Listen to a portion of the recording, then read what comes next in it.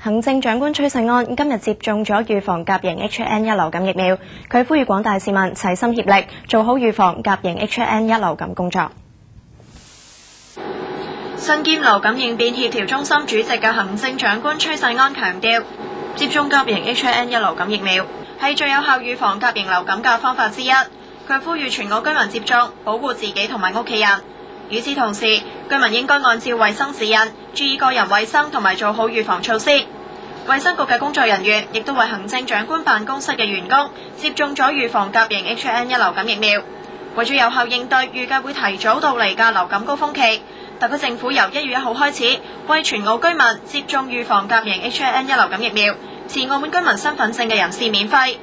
社會文化司司長張宇早前亦都聯同屬下部門嘅官員同埋行政會發言人梁慶庭等人到黑沙環衛生中心接種疫苗。